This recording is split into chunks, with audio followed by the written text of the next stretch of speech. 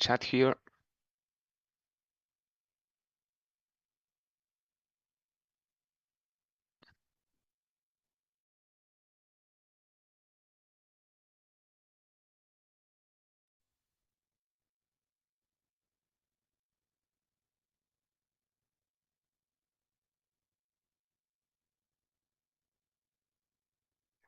Almost there.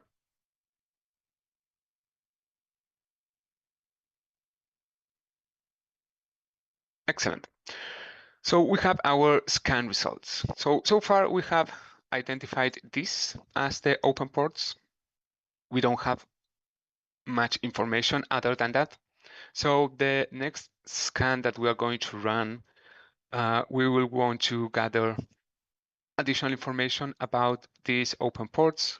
So we will use the options for the scan of capital C and capital B to check versions and also run nmap default scripts. In this case, we are not going to target all the ports like we did previously, but instead focus on the ones that we have already identified as open. So let me copy those here. 53306, and there we go. We will use some of the same arguments. Let's then include the target IP address and export the output to a file called scb, like the type of scan that we're running, and the last octet of the IP address. Okay, it seems to be running. Excellent. So this scan may take a bit longer. We are not scanning a large number of ports, but we are gathering additional information from them. However, while this runs, we don't need to sit and wait, right? We can already start reviewing the output here and see if we notice something interesting. So, question for everyone in the audience. The first service that we identify is FTP. Are you familiar, or can you share what you would usually check as a first thing for FTP when you see it available? Especially when we are searching for something easy or long-hanging fruit. So I'll give you a few seconds in case you want to share your answers, but we can, let me clear the screen so we can see this better. We can connect with FTP and we will see if anonymous access is allowed. To do so, we will include it as the username, password, we will provide nothing, and hey, login is successful. Great news, FTP may be interesting for us. We may find some interesting files that we can, that can help us get additional information of the target. So let's try to list the content here to see what we have. And not cooperating, it seems. Let's also try another command to list the content. No luck. Something we can try is to change to passive mode, actually to turn passive mode off and then try to list again. No output. Let's cancel that. And connection is closed. So it doesn't seem to be cooperating FTP with us, at least not right now. So we could keep on, troubleshooting, trying to identify what is going on, or just take note of it and come back to it later if we can't make progress somewhere else. So let's move back to our nmap command output. So as you can see here in the screen for FTP port 21, it identified anonymous access as being allowed, but it was unable to list the content. Same issue as we had. We then have some additional services that may be interesting. For example, SSH. SSH at this stage, we don't really have any authentication information, no users, no passwords that we can try. We could assume, sure, that if it is a Unix, Linux type of system, that the root account is there, we can try to brute force it. But maybe we can leave SSH for later if we get hold of some user accounts or passwords. The next one we notice is port 80. So a web service seems to be running. We notice here something interesting. There seems to be some photo gallery application. Seems to be Apache running and PHP on the box. And we then have also a number of interesting ports. RPC, we see also some OpenSMB, which could be interesting, and MySQL, right? There may be some database in the target that it's also relevant for us. Okay, so we have a number of things to check. To go in order, probably we can ignore SSH because we don't have credentials and focus on the web service. So let me move here to the browser, take note of our target IP, and let's visit. Okay, so this seems to be some photo images related application. If we hover here over the images, we can see in the lower left corner the path to those files. Let's open one of them in a new tab.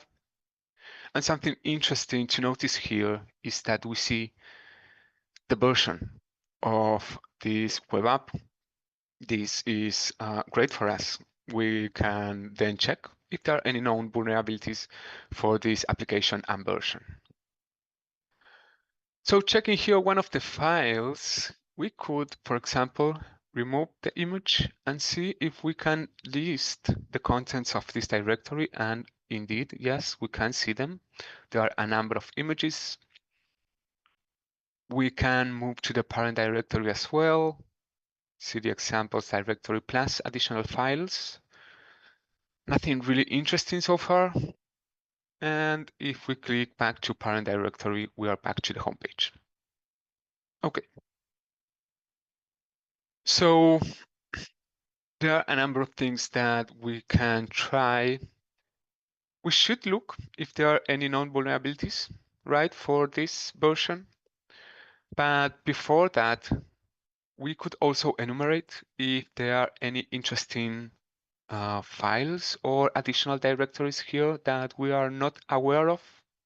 So let's try fuzzing the application to see if we find something. There are a number of tools that you can use. I like to use FFUF or FUF. You can use WFAS, GoBuster, DBuster, whatever you prefer.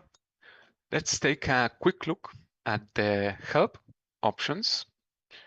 We have here all the different options we can use with FFUF, and at the end, some very helpful examples.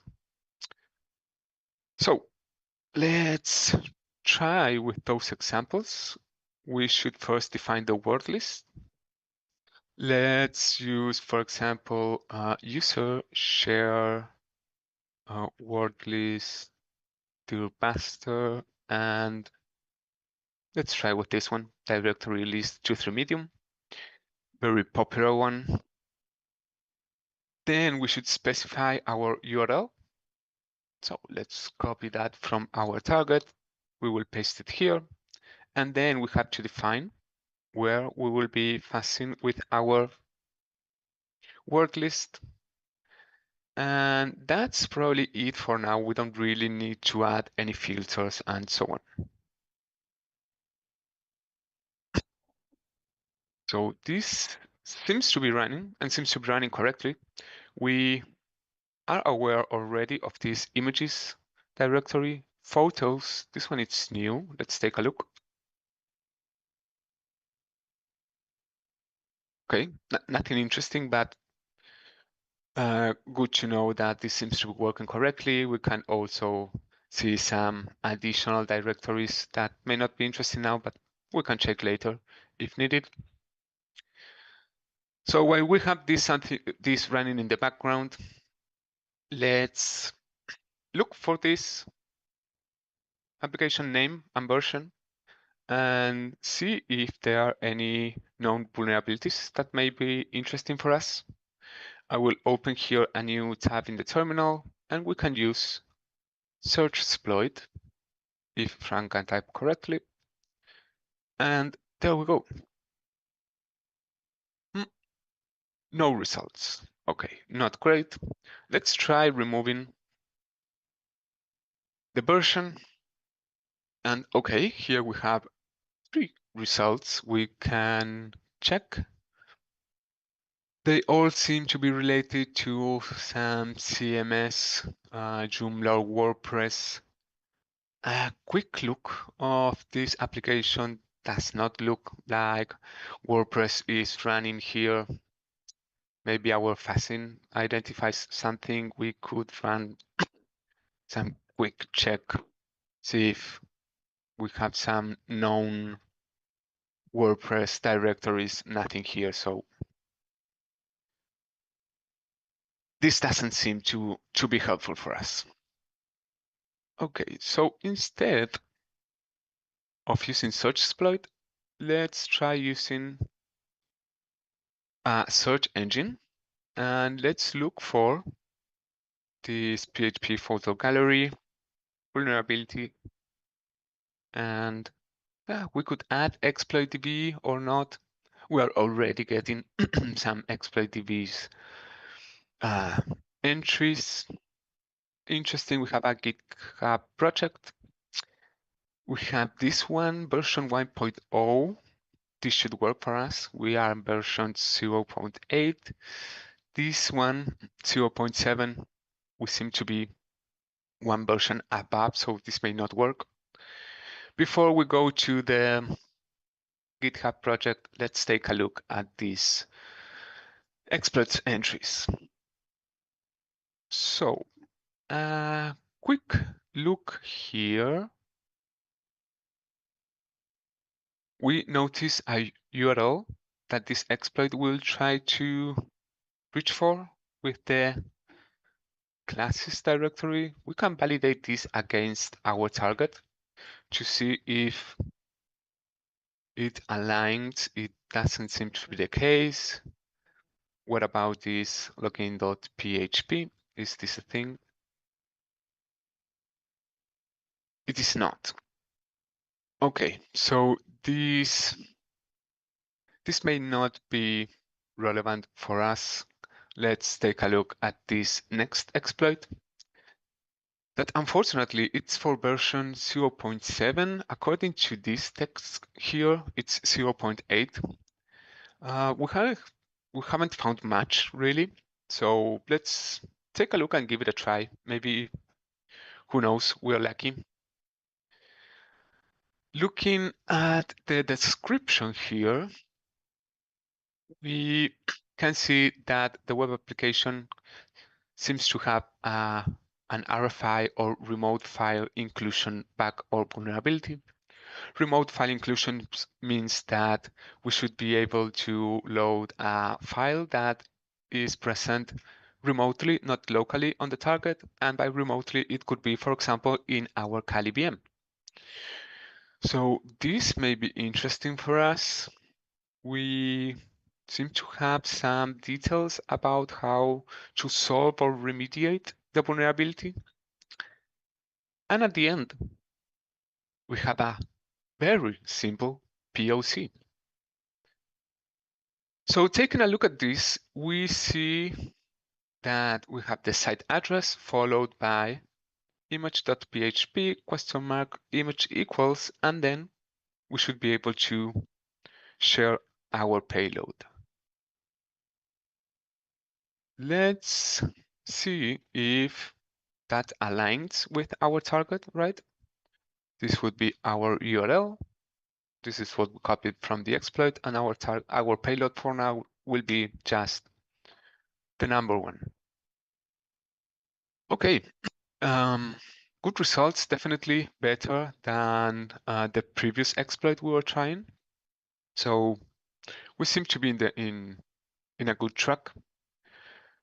So in order to exploit the RFI vulnerability, we should try to reach to our Kali VM, but we could also check if we are able to include local files, right? A local file inclusion vulnerability, such as, for example, checking the passwd file inside the etc directory, and hey, indeed, this does work.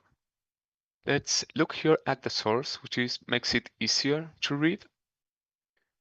I will increase the size, and this starts right here with the root account. And now we have visibility of the users that are present in our target. So great progress for us so far. Looking here, we notice Michael user has a home directory and bash shell. This is great. We also notice an Apache user and MySQL. This does align with what the information we found with Nmap, right? So something we could try, maybe go for a quick win here. We know that we have this home directory in the target, and we saw that SSH is open. So what if Michael has SSH keys in the home directory? We may be able to retrieve them. It is a wild guess, right? But if it works, that would be awesome. Initial access for us, it's completed. So we could assume that it may be in .ssh and then IDRSA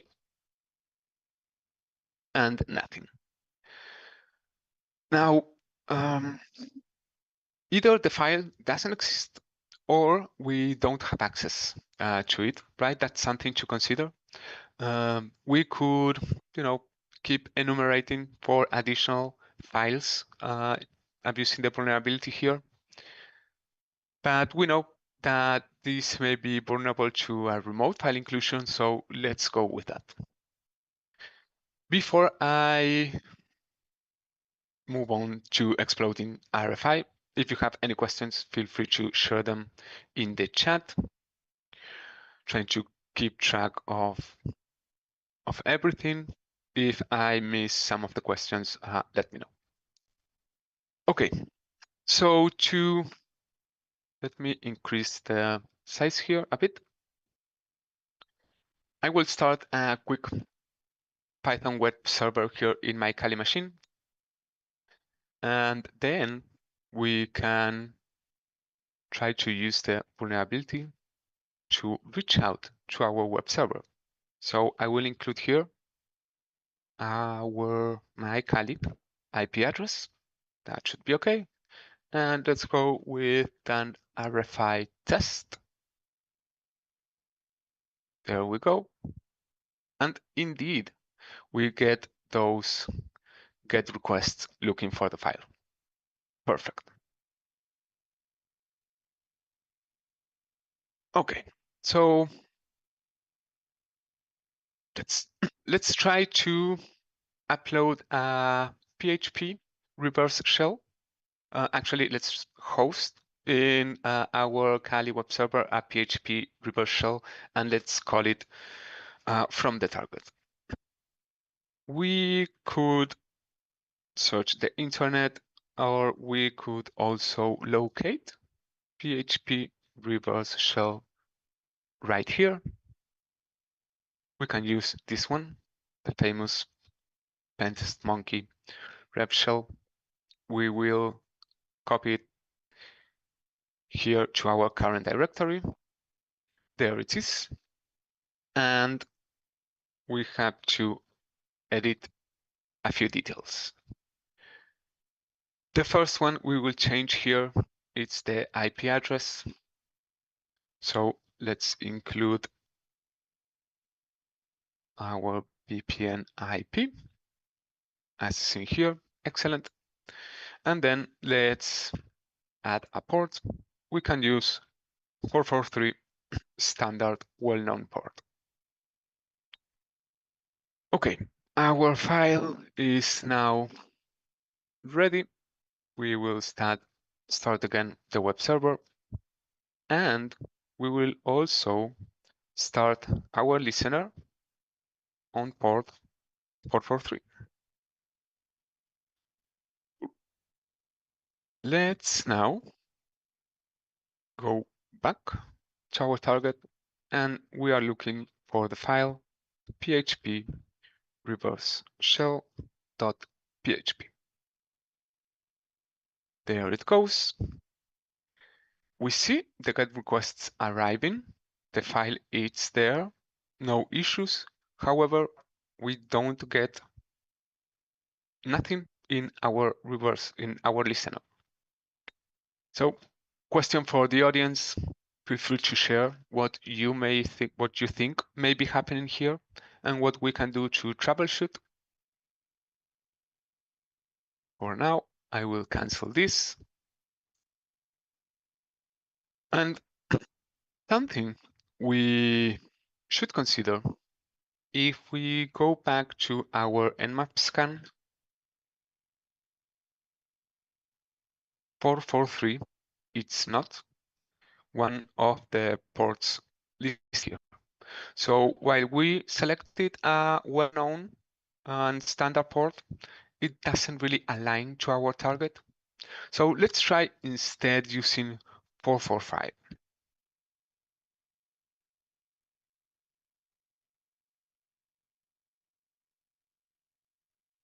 Okay, here we go. We go here. In B, we can use the letter R to replace a single character, in this case 3 with 5. Let's write our changes. Let's start again our web server. Our listener is this time on 445, and let's give this another try. Okay, and we get a shell back. Excellent. Great news, great progress. So looking here at the questions, how do we know that RFI remote file inclusion is enabled? So we arrived to that conclusion by looking at this exploit that it mentions that there is a remote file inclusion vulnerability for this application. Something to note though is that this is for version 0.7. If you all remember correctly, we should be on version 0.8. That may well be inaccurate. We could also review the vulnerability in detail. It may require some additional configuration changes in order to fully remediate it. But in this case, even if we saw that version was 0.8, the vulnerability, the RFI vulnerability notice for 0.7 worked perfectly fine. Hopefully that addresses your question. If not, let us know and we'll try to clarify. Okay, waiting a few seconds here to see if we have any other questions. Meanwhile, we have our shellback. Let's check our user. Okay, we are the Apache user. You may remember that we tried to look at content inside the Michael directory inside the home directory, and we don't have permissions. So even if our guess from previously to try to check that private key was, accurate, we still wouldn't have permissions, unfortunately. Okay, so before we continue enumerating the target in order to escalate privileges, let's improve our terminal, right? We can do so with Python. We'll use python/c and import pty pty.spawn.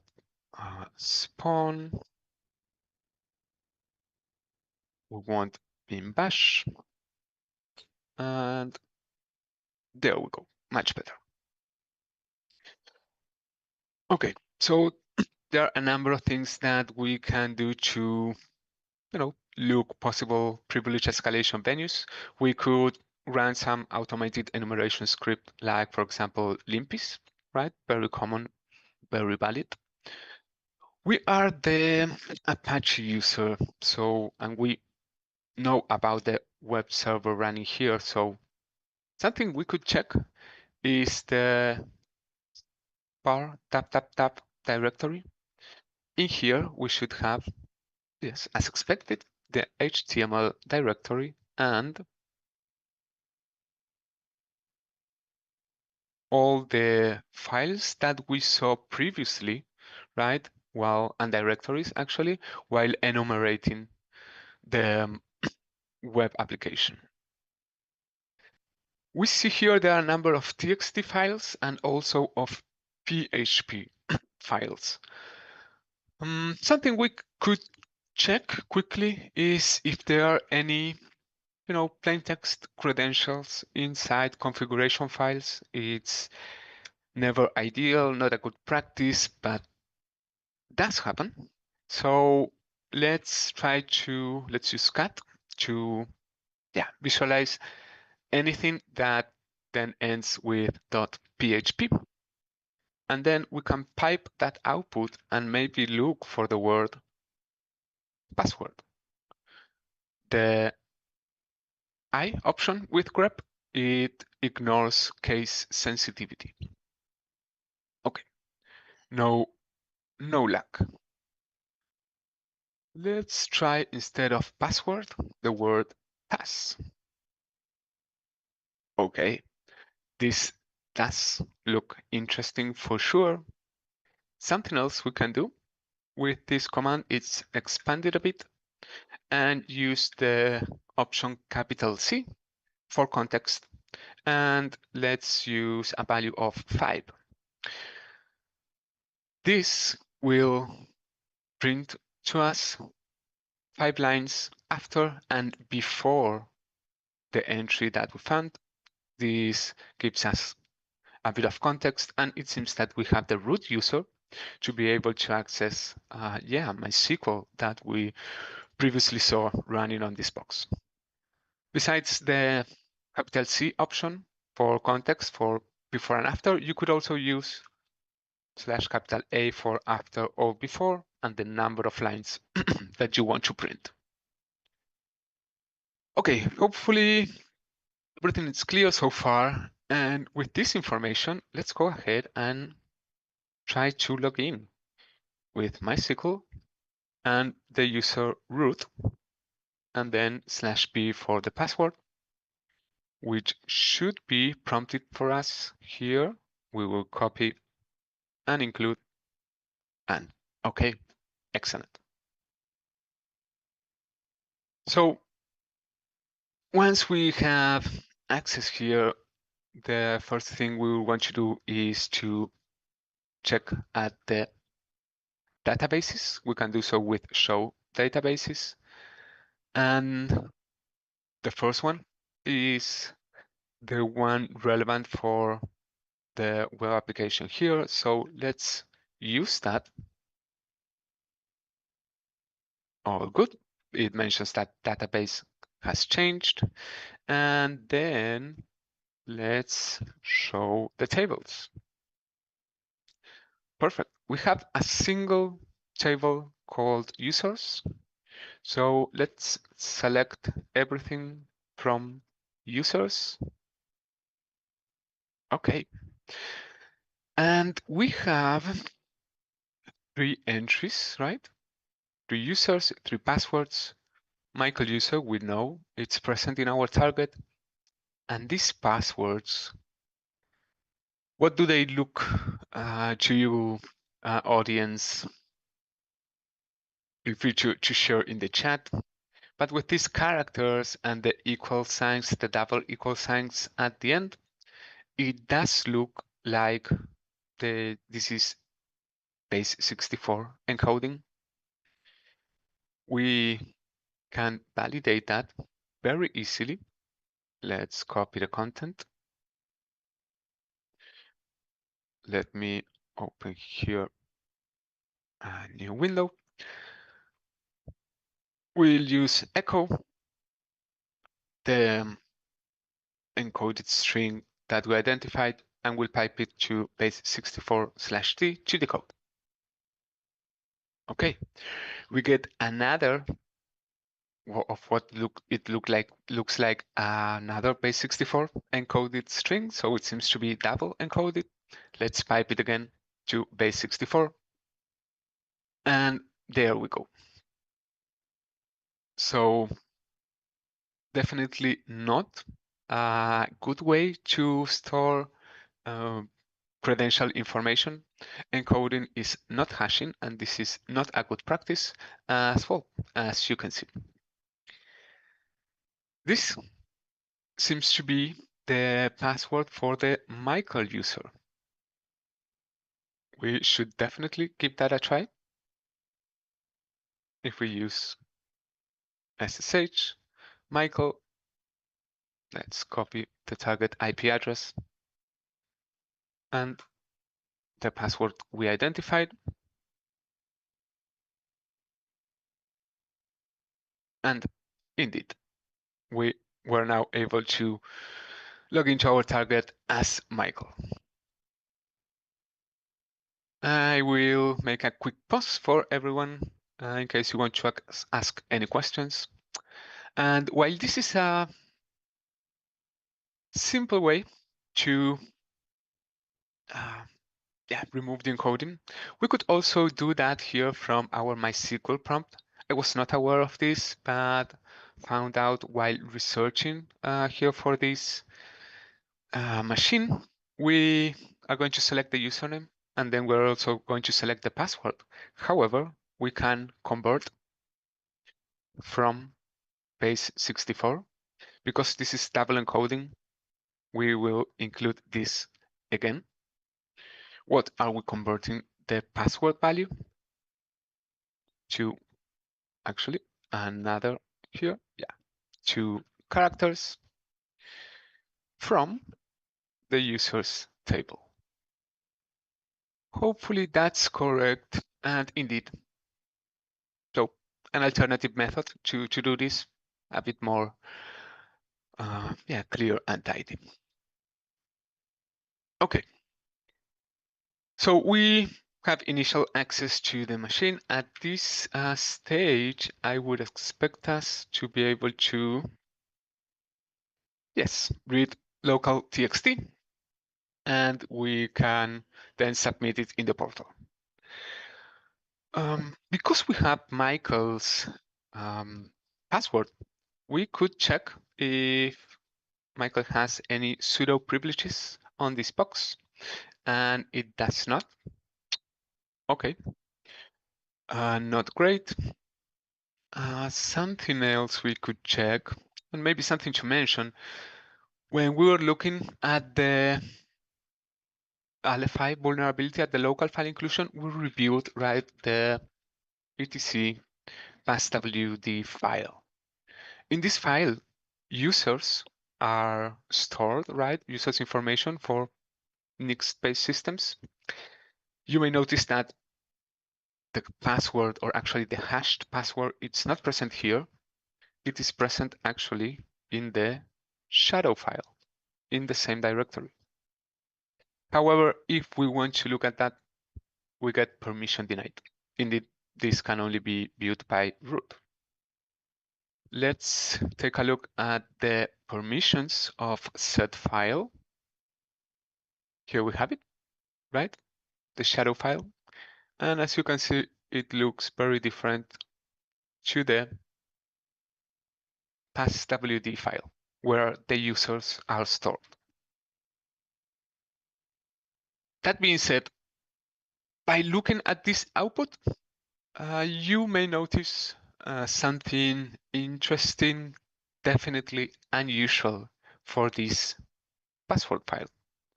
I'll give you a few seconds for you guys to answer in the chat.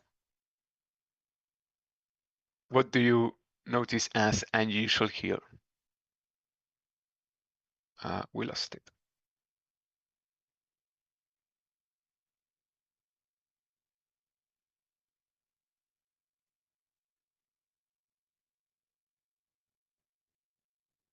There we go.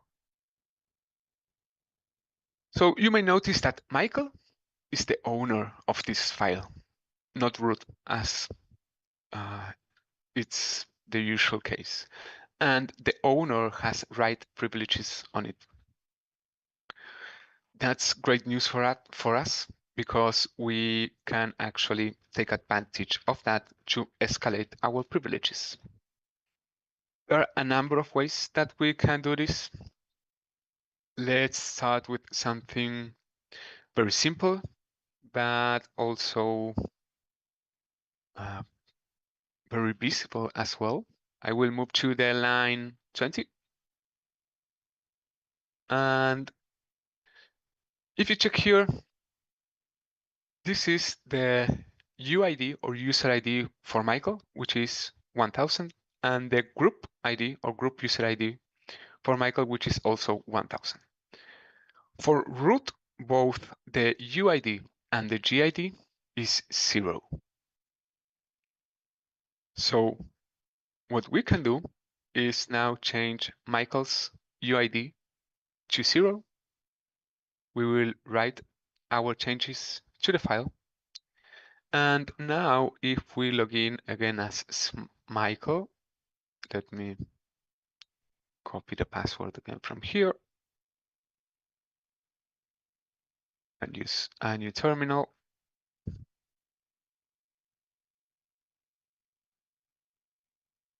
Let's take note here of the credentials so we don't lose them.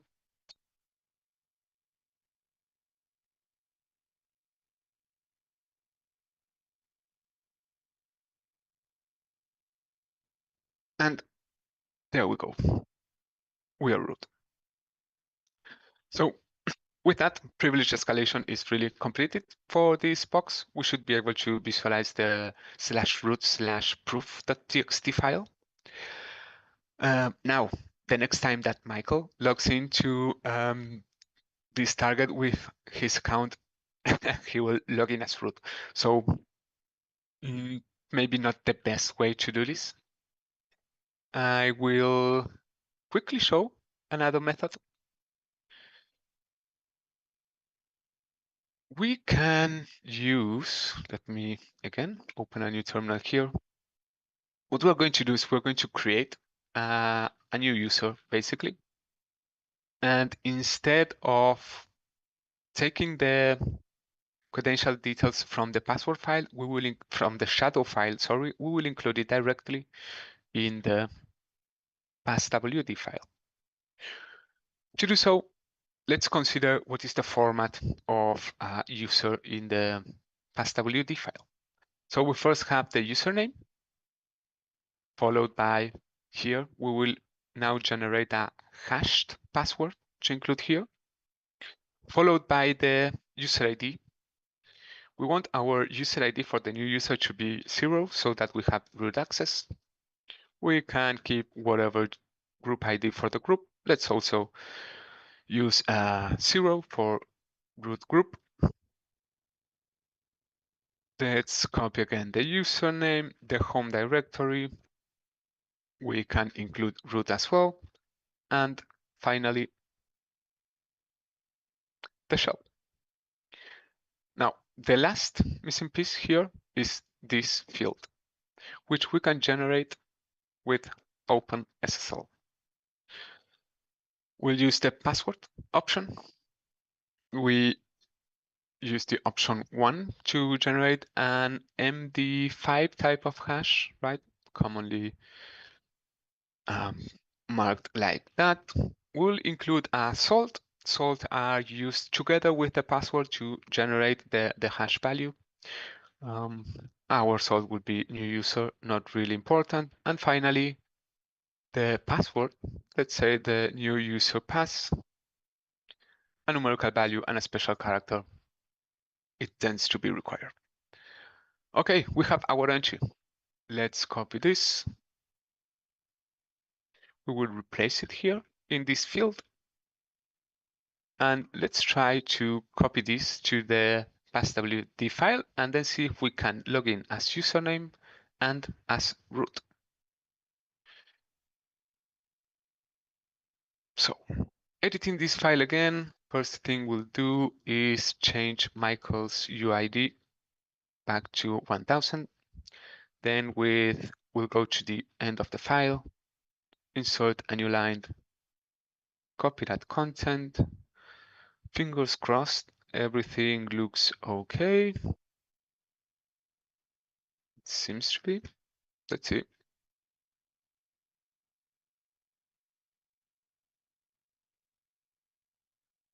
And okay, let's try to do it again. Username at the IP address with the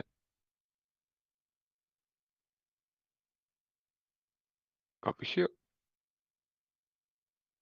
And there we go. Okay, so two methods quite similar, right? Of taking advantage of our write access, sorry, over this configuration file. Hopefully that was clear and helpful. Let me take a quick look at the questions. So port 443 did not work, so we tried 445. Yes, probably port 443 was not filtered, sorry. So we tried 445. To arrive to that conclusion, what we did was look at our nmap output. Should be around here. Right, and because it was one of the ports available in the target, we tried with that one and we got good results. Shouldn't the password, I guess, be generated on the target machine? It could, yes, sure. But as you just saw, we can generate it on our Kali VM without issues and then edit the entry in the passwd file. Okay, hopefully that's clear. I don't know if there are any other questions that you guys want to share.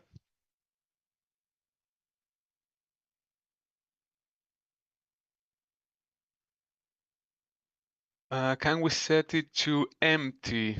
Probably.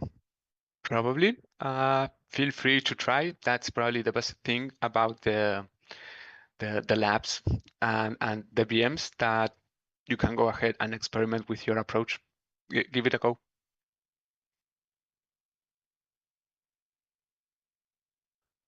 The salt question, in this case, we just added it for the generation, may not really be required.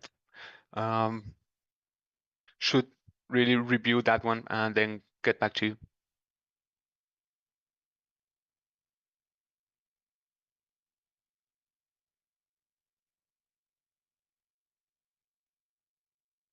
Okay, can you explain the double encoding thing and the SQL command to, yes, absolutely. So let's start with the SQL command. Here it is for you to copy it. As I mentioned, the most common approach would be to just echo the string, pipe it, and then base64 decode. This works nicely. And the double encoding thing, yes, it's actually a bad practice. It doesn't matter if you're encoding once or twice. That's not the proper way to be storing credential information. It should be hashed, which is not or shouldn't be reversible from the hash to the original value. That's not the case for encoding. And in this case, it was just base64 encoded twice. That's the double encoding thing. Okay.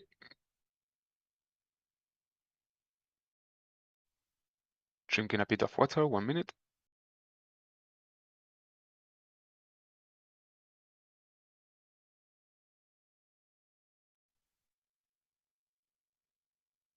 Okay. If there are no more questions, I think we could move to the quiz section. The 3 questions and their correct answers are already prepared, and you should be receiving them quite soon. Let me validate here.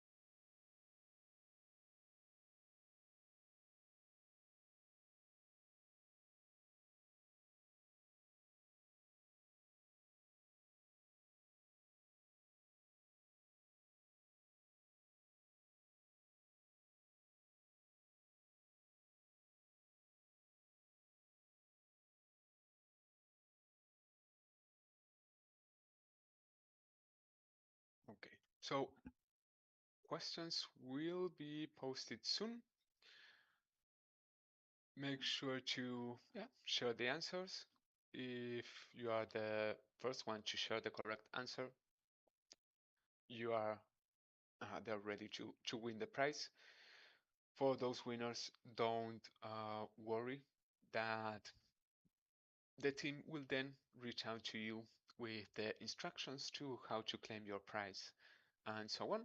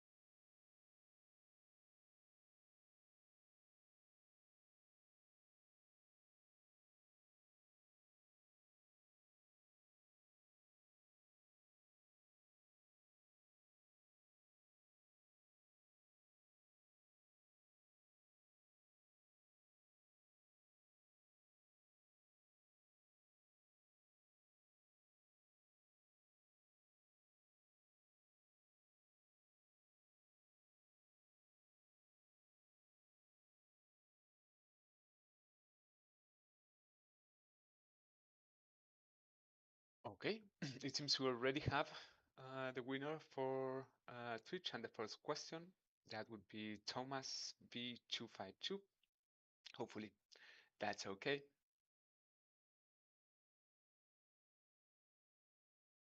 And in YouTube, Suraj Gupta seems to have answered the correct question. We can give the prize to both of you, so congratulations. That's awesome. Hope you will have a lot of fun with Proving Grounds practice.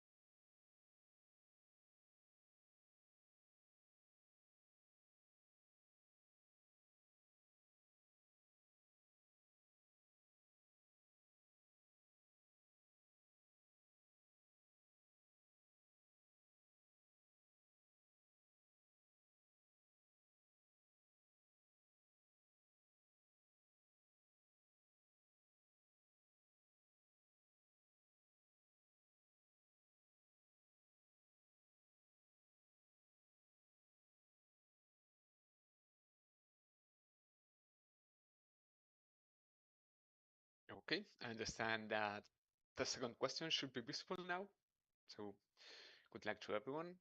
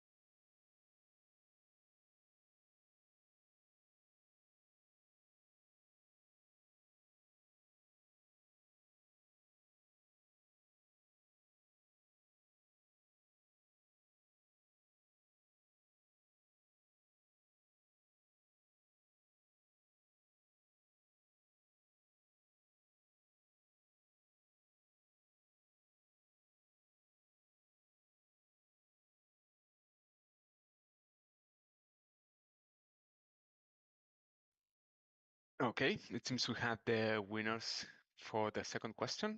For Twitch, that would be Hacken for You. That's the correct answer, password and shadow file.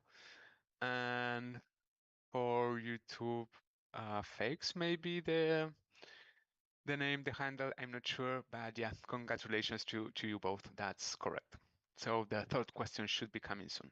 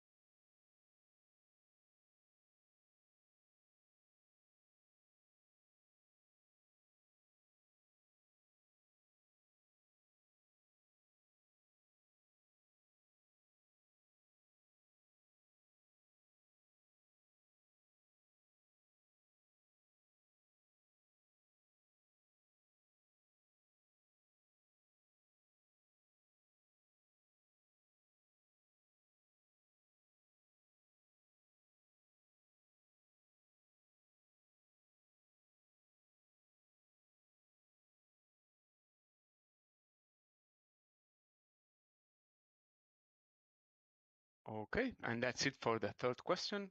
The winner for YouTube was John Liu. That's the correct answer. Both UID and GID for root are 0. And on Twitch, about 0997. I think that's correct. Hopefully it is. Okay, excellent. Congratulations to all of you. As mentioned, the team will be reaching out and sharing the details with you in order to claim your prize. And that's it from my side for today. I hope you all enjoyed the session, that you have a great weekend ahead. Enjoy the rest of your Saturday and hope to see you in the next session. Take care, everyone.